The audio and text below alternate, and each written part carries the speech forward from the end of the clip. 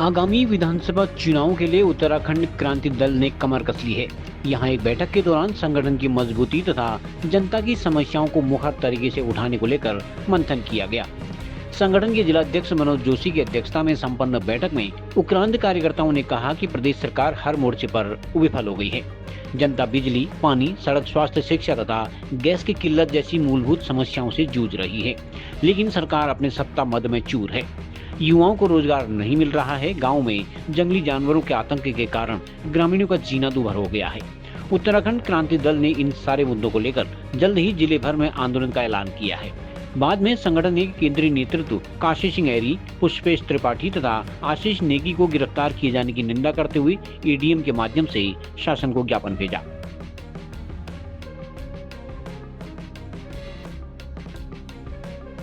उसका मुख्य उद्देश्य जिस प्रकार से आगे की हमने रणनीति करनी है और कार्यकारिणी विस्तार करना है, उस विषय पे यहाँ पे बुलाई। और मुख्य उद्देश्य इसका ये था, जो कि गैरसैंण में जो अभी सत्र चल रहा है और जिस प्रकार से सत्र चल रहा है उसके विरोध में जिस प्रकार की बातें वहाँ पर इनके विधायकों की और कैबिनेट मंत्री की आ रही है, जिस प्रकार से सतपाल महाराज जो कि पर्यटन मंत्री है, उनके द्वारा कहा जा रहा है कि गैरसैंण का जो विधानसभा भवन है उसको वेडिंग डेस्टिनेशन या कॉरपोरेट डेस्टिनेशन बना देना चाहिए। उत्तराखंड क्रांति दल उनके इन वक्तव्यों का घोर विरोध करता है, क्योंकि अगर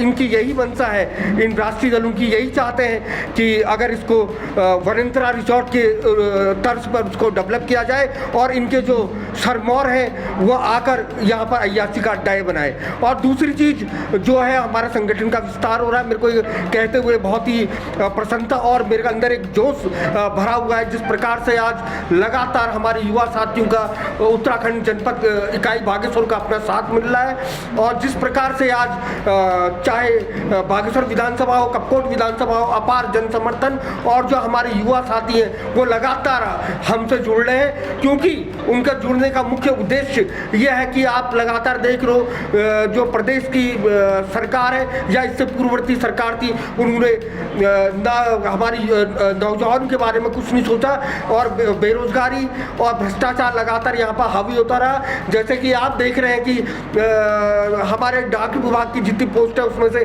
99% जो पोस्ट हरियाणा वाले हैं उसमें भर दिए गए हैं। अन्य जैसे आपका एम्स है या अन्य कोई वो निकलती है पोस्टें, तो उसमें बाहरी राज्य वालों को रखा जा रहा है। हम यहाँ का मूल निवासी जिसका इसमें इन नौकरियों में अधिकार था, उनको कतई ये नौकरियाँ नहीं मिल रही है। दल की ओर टकटकी लगा के देख रहा है। जिस प्रकार से हमने गैरसैंण में विधानसभा घेराव किया, वह एक ऐतिहासिक विधानसभा घेराव था। उसके बाद जिस प्रकार से विधायकों को हम लोग ने उनकी गाड़ियाँ रोकी और उनको बंदी बनाया, वह भी बहुत बड़ा निर्णय हमारे यूथ का था। तो मैं यही कहना चाहता हूँ कि आज जिस प्रकार से दोनों विधानसभाओं में उत्तराखंड क्रांति दल का ग्राफ बढ़ रहा है, और मेरे को ये कहने में बिल्कुल हर्ज नहीं है और बिल्कुल गुरेज नहीं है, और डंके की चोट में मैं कहना चाहता हूँ उत्तराखंड क्रांति दल ने इन दोनों विधानसभाओं में त्रिकोणीय संघर्ष ला गया है और दोनों विधानसभाओं में जीत की ओर उत्तराखंड क्रांति दल अग्रसर हो। एक तो उत्तराखंड क्रांति दल से जो यूथ जुड़ना चाह रहा है, जो लोग जुड़ना चाह रहे हैं, जो क्रेज़ अभी डेवलप हो रहा है, तो उसको ध्यान में रखते हुए कैसे हम जो लोग जुड़ना चाहते हैं उन्हें संगठन से जोड़ें, उसके ऊपर वार्ता हो रही है। कैसे गांव-गांव तक, बूथ-बूथ तक हम पहुँचें, कैसे गांव के लोगों की जो पीड़ा है, जो सबकी एक सार्वजनिक पीड़ा है, उसको उजागर करें और उन्हें बताएं कि उत्तराखंड क्रांति दल ही उनका घर है। उसी के ऊपर हमारी चर्चा हो रही है। कैसे संगठन को विस्तार करें, कैसे घर घर तक पहुँचें, और जो हमारे बागेश्वर जनपद की जो 2 सीटें हैं उन्हें हम कैसे जीतें और भाजपा और कांग्रेस को इस बार धूल चटाएं, इसकी हमारी प्रयास चल रहा है हमारा। संगठन काफ़ी कमज़ोर है, कैसे मजबूत करेंगे? संगठन लोग ही मजबूत करेंगे। उत्तराखंड क्रांति दल एक राजनीतिक पार्टी तो है नहीं, अभी हमारे अंदर भी यही बातें चल रही है। ये एक दल है, ये उत्तराखंड के लोगों का दिल है। तो इस समय पीड़ा सबकी सार्वजनिक एक जैसी है। जो बागेश्वर जनपद का हर आदमी जानता है कि यहाँ के जितने हमारे जो यूनिपोल्स हैं उस पर हल्द्वानी के अस्पतालों का ऐड लगा हुआ है, लेकिन इलाज की सुविधा हमारे पहाड़ों में नहीं दी जा रही है। तो ये किसी भाजपा और कांग्रेस वाले की पीड़ा नहीं है, सबके जनपद के सारे लोगों की पीड़ा है।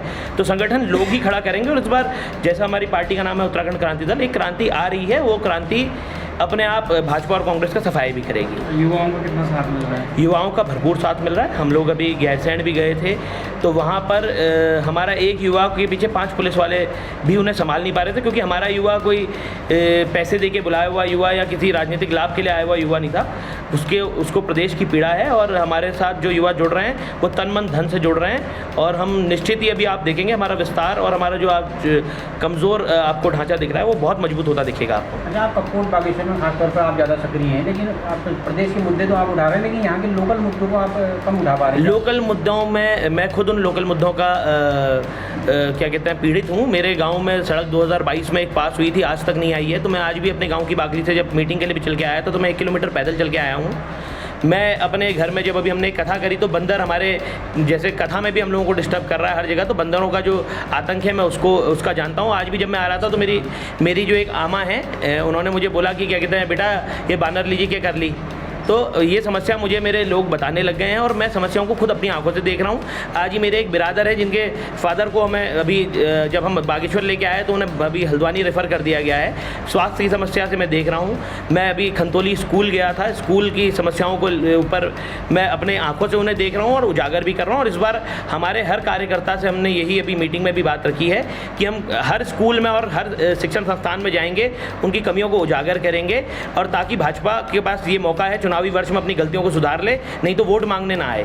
हम ही नहीं जुड़ रहे, अभी तो लोग आके हमसे जुड़ रहे हैं। इतने पीड़ित लोग हैं, बंदरों का आतंक, तेंदुए का आतंक, पूरा क्षेत्र हॉस्पिटल नहीं है, सारी समस्या ही समस्या है। लोग इतने पीड़ित हैं, वो बड़ी आशा भरी निगाह से अभी कांग्रेस बीजेपी को छोड़कर यूकेडी की तरफ देख रहे हैं, और इस बार यूकेडी बेहतर से बेहतर करके दिखाएगी। तीनों विकास मिल सकता है इसके लिए? सर, आज इसी को लेकर मीटिंग हुई थी।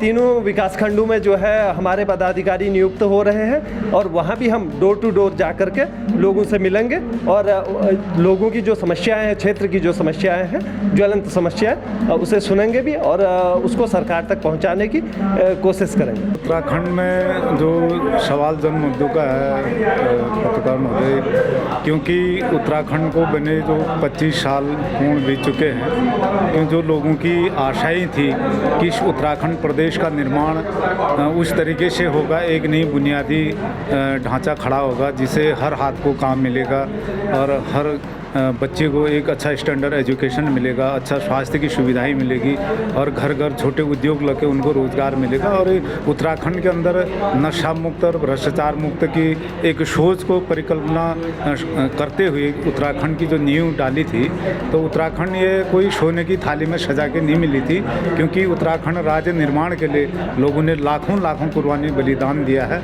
आज उसके अनुरूप उत्तराखंड खड़ा नहीं हो पाया, क्योंकि आज उत्तराखंड की जो दैनिक जो हालात बनी है, इसमें जो है भाजपा कांग्रेस दोनों साडू भाई हैं, इन्होंने 5 साल की बारी लगा करके इस उत्तराखंड को लूटने का प्रयास किया और उत्तराखंड के युवाओं के साथ छल कपट करने का काम किया है। रही दूसरी बात, इस उत्तराखंड प्रदेश में पानी प्रदेश के नाम पर जाना जाता था।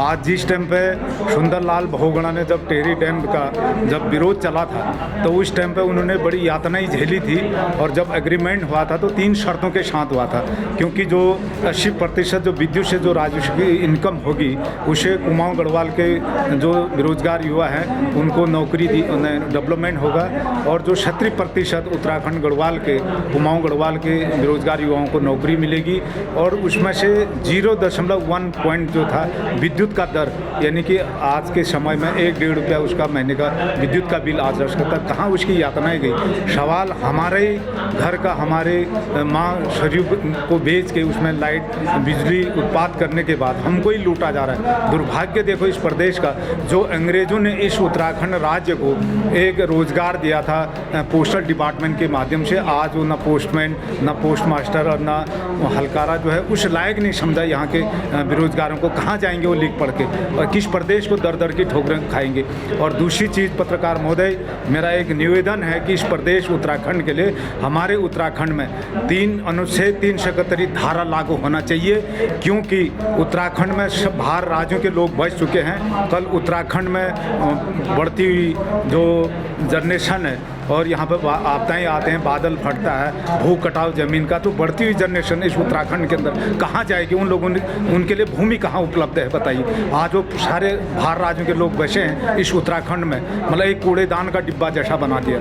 आप किसी ऑफिस में चले जाइए, क्योंकि जो प्रशासन है, प्रशासन को शासन चलाता है। शासन एक ऐसी जिम्मेदारी दी गई थी उन लोगों को कि लोगों ने उन पर विश्वास करा था। इन्होंने 25 साल तक उनको ऐसे मुँह मारा है कि आदमी आज समाज में हंस तो रहा है पर अंदर खाने खून के आंसू रो रहा है। उसको वो दैनिक हालत बनी है कि इस बार उत्तराखंड के जो बेरोजगार जो युवा हैं उनको समझना पड़ेगा कि आपको रोजगार तभी मिलेगा, आपको अपना बौद्धिक स्तर आगे लाने का प्रयास करना चाहिए।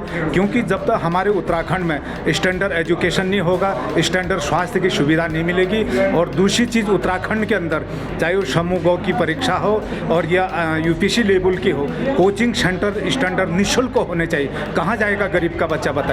क्या इन्होंने अपनी कोचिंग सेंटर खोल के, अपने छोटे विद्यालय खोल के, अपने इंस्टीट्यूट खोल के, अपने अस्पतालें खोल के, अपना सब कुछ संस्थाएं को कब्जा करके मतलब एक समाज को लूटने का प्रयास कर रखा है। मतलब जिन लोगों ने तुम्हें एक चौकीदार के रूप में रखा तो उनको सब मान सम्मान दिया, चाहे वो विधायक हों चाहे मंत्री हों। और दूसरी चीज़, जो उत्तराखंड के जो कर्मचारी यूनियन है उनसे मेरा एक निवेदन है कि आपको एक अपना ऑडिट प्रश्न, एक ड्राफ्ट तैयार करना चाहिए। आप इनको बोले, आप अगर शपथ लेते हैं, एक एमएलए, मंत्री, मुख्यमंत्री, सांसद का आप शपथ लेते हैं, अगर 1 घंटे के बाद आप इस्तीफा देते हैं, आपको क्यों आज जन्म पेंशन मिलनी चाहिए? आप अगर आपकी मृत्यु हो जाती है तो आपके फैमिली को पेंशन मिलती है। अगर 60 साल घुटने घिसने के बाद जो सिविल कर्मचारी है, जो आपका हमारा भाई है, उसको 60 साल के बाद रिटायरमेंट होने के बाद उसको विकलांग प्रमाण पत्र दिया जाता है हाथ में, क्योंकि 1800 रुपया तो विकलांग वालों को भी मिलता ही है। ये दुर्भाग्य है।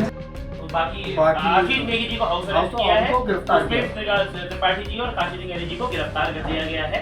तो हम एक ज्ञापन जिलाधिकारी महोदय के माध्यम से देना चाहते हैं, जिसका विषय है उत्तराखंड क्रांति दल के पदाधिकारियों की गिरफ्तारी पर विरोध प्रदर्शन हेतु। महोदय, दिनांक 9 तारीख को उत्तराखंड क्रांति दल द्वारा विधानसभा घेराव किया गया था। इसके पश्चात हमारे केंद्रीय अध्यक्ष युवा प्रकोष्ठ श्री आशीष नेगी जी को हाउस अरेस्ट किया गया। पूर्व विधायक है वरिष्ठ नेता काशी सिंह ऐरी जी, पूर्व विधायक द्वाराहाट श्री पुष्पेश त्रिपाठी जी को भी गिरफ्तार किया गया। हम बागेश्वर जिले के उत्तराखंड क्रांति दल के समस्त पदाधिकारी एवं केंद्रीय पदाधिकारी इस कार्रवाई का कड़ा विरोध करते हैं। हम मांग करते हैं कि हमारे नेताओं को अविलंब रिहा किया जाए। इस गिरफ्तार के विरोध में हम प्रदर्शन करना चाहते हैं।